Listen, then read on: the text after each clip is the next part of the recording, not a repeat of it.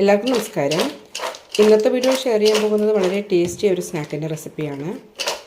Tamil Nadu special മനക്കോലം എന്ന സ്നാക്കിൻ്റെ റെസിപ്പിയാണ് share ചെയ്യാൻ പോകുന്നത്. എങ്ങനെ ഉണ്ടാക്കുന്നത് നോക്കാം. അതിനായി 1 കപ്പ് ചെറുപയർ പരിപ്പ് എടുത്തിട്ടുണ്ട്. ഇനി ഇതിലേക്ക് 3/4 കപ്പ് കടലപ്പരിപ്പ് ഇടാം. ഇനി ഇതിലേക്ക് 1/2 കപ്പ് ഉഴുന്നിടാം. കൂടെ തന്നെ 1/2 കപ്പ് പച്ചരിയും.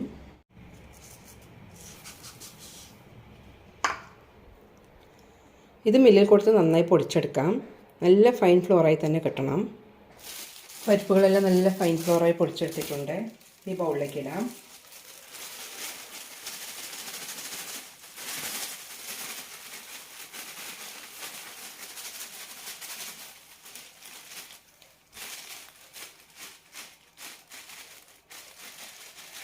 ഇനി ഇതിലേക്ക് 2 നുള്ളി ഉപ്പിടാം. ഇതിലേക്ക് കുറച്ച് നെയ്യ് കൂടി ചേർക്കാം. ഞാനിപ്പോൾ 1 ടീസ്പൂണാണ് എടുത്തിരിക്കുന്നത്. നന്നായി മിക്സ് ചെയ്യാം.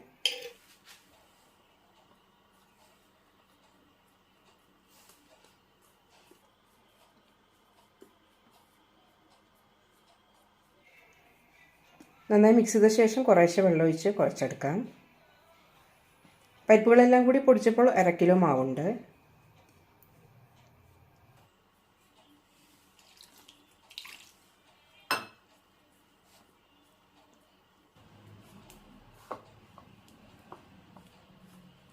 മാവ് കയ്യിൽ നന്നായി ഒട്ടിപ്പിടിക്കും. അതുകൊണ്ട് കുറച്ച് എണ്ണ തേച്ചിട്ടുണ്ട്. ഇനി കുഴച്ചെടുക്കാം. കുറച്ചുകൂടി വെള്ളം ഒഴിക്കാം.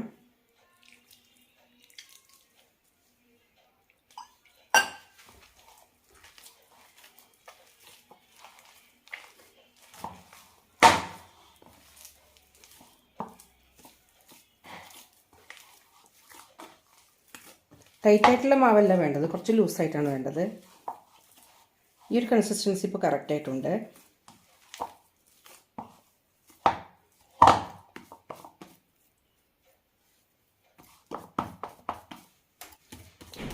ഒരു 10 മിനിറ്റ് ഇതേപോലെ തന്നെ ഒന്ന് അടച്ചു വയ്ക്കാം.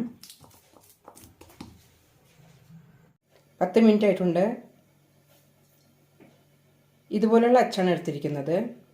ഇനി മുറുക്കുണ്ടാക്കിയെടുക്കാം. കയ്യിൽ കുറച്ച് എണ്ണ തേച്ച ശേഷം വേണം മാവ് ഉരുട്ടിയെടുക്കാൻ.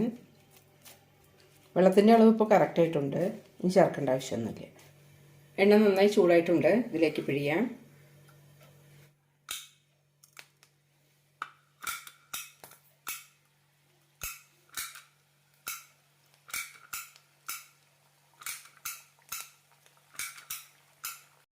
എല്ലാ ഗോൾഡനും ക്രിസ്പി ആയി കിട്ടും. അതുവരെ മീഡിയം ഫ്ലെയിമിലിട്ട് വറുത്തെടുക്കാം. ഇട്ട ഉടനെ തന്നെ ഇളക്കേണ്ട ആവശ്യമില്ല. മുറുക്കെല്ലാം പൊട്ടിപ്പോകും. ഒരു സൈഡ് ക്രിസ്പി ആകുമ്പോൾ മാറ്റിയിടാം. തിരിച്ചിടാം.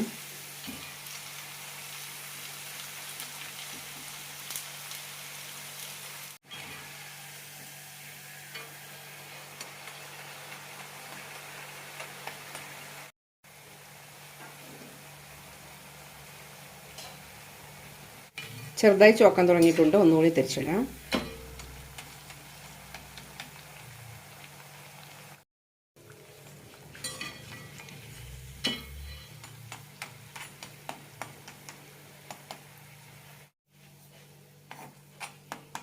നല്ല ക്രിസ്പി ആയിട്ടുണ്ട്. ഇതെടുക്കാം. ഇതുപോലെ എല്ലാം ചെയ്തെടുക്കാം.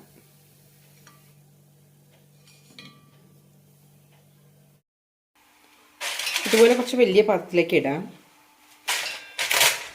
ഒന്ന് ഉടച്ചെടുക്കാം.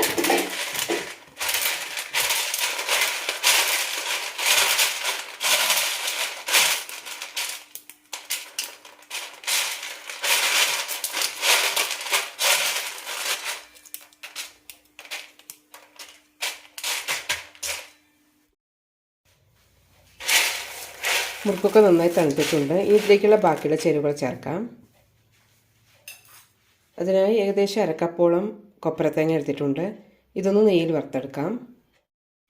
നല്ല ചുവക്കനെ വറുത്തെടുക്കണം.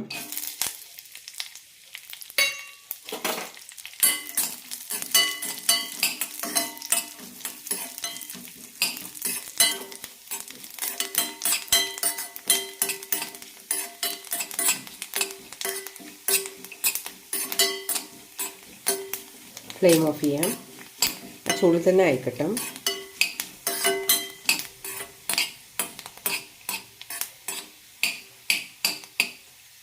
ശർക്കര പാനി കൂടി റെഡിയാക്കാം. അതിനായി അരക്കപ്പ് വെള്ളം ഒഴിക്കാം. പരിപ്പുകളെല്ലാം ചേർന്ന് 1/2 കിലോ പൊടിയുണ്ട്. അതുകൊണ്ട് 1/2 കിലോ ശർക്കര വേണം. 6 അച്ചെടുത്തിട്ടുണ്ട്.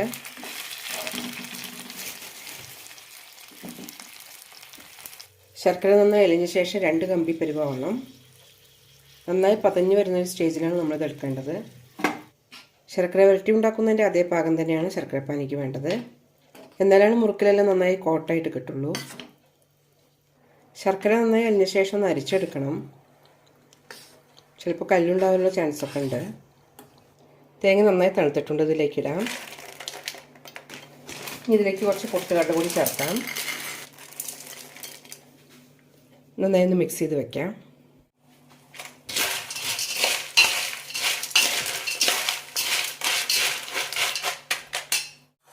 എല്ലാം നന്നായി അരിഞ്ഞ ശേഷം അരിച്ചെടുക്കാം. പാനി അരിച്ചെടുത്ത ശേഷം ഇതിലേക്ക് തന്നെ ഒഴിക്കുന്നുണ്ട്. നന്നായി തിളപ്പിച്ചെടുക്കാം. ഏകദേശം സ്റ്റിക്ക് ചെയ്യാൻ തുടങ്ങിയിട്ടുണ്ട്. ഒരു നൂൽ പരുവം ആവാൻ തുടങ്ങിയിട്ടുണ്ട്. പാനി നല്ല തിക്കായിട്ടുണ്ട്. ഏകദേശം 2 കമ്പി പരുവം ആവാൻ തുടങ്ങിയിട്ടുണ്ട്. പാനി നല്ല തിക്കായിട്ടുണ്ട്. ഇതുപോലെ കുറച്ച് വെള്ളത്തിൽ പാനി ഒഴിച്ച് നോക്കാം. ഉരുട്ടിയെടുക്കാൻ പറ്റിയാൽ ഇതാണ് കറക്റ്റ് പരുവം. ഇതിപ്പോൾ കറക്റ്റായിട്ടുണ്ട്. ഫ്ലെയിം ഓഫ് ചെയ്ത ശേഷം മുറുക്കിലേക്ക് ഒഴിക്കാം. ഇതുപോലെ നല്ലോണം പതഞ്ഞ് വരണം. എല്ലാം ഒഴിക്കാം.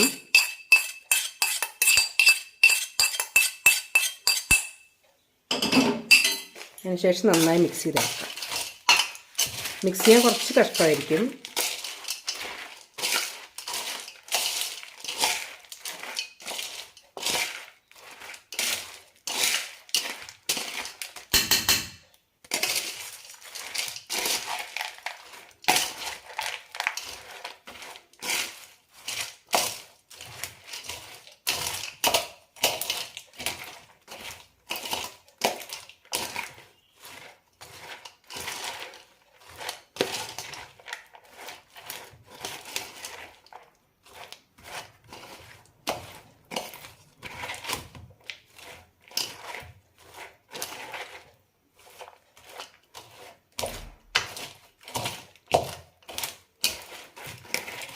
നന്നായി മിക്സ് ചെയ്തുകൊണ്ടേ ഇരിക്കണം.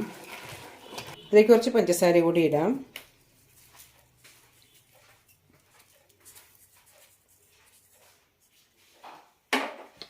നന്നായി മിക്സ് ചെയ്യാം.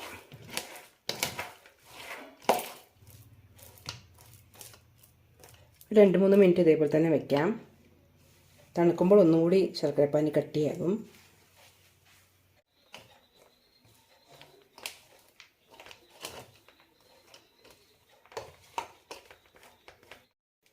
ഒന്നുകൂടി തണുത്തിട്ടുണ്ട്. ശർക്കര ഇതിലെല്ലാം കോട്ടാവാൻ തുടങ്ങിയിട്ടുണ്ട്. നന്നായി ഒന്നുകൂടി മിക്സ് ചെയ്യാം.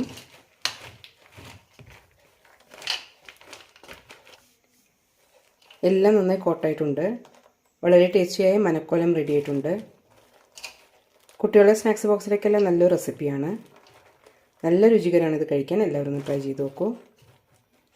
ഒന്ന് തണുത്ത് കഴിഞ്ഞാൽ നമുക്ക് എയർ ടൈറ്റ് കണ്ടെയ്നറിൽ ഇട്ട് വയ്ക്കാം. നല്ല ക്രിസ്പി തന്നെ കിട്ടിയിട്ടുണ്ട്. 2-3 ആഴ്ചയെല്ലാം കേടുകൂടാതെ സൂക്ഷിക്കാം.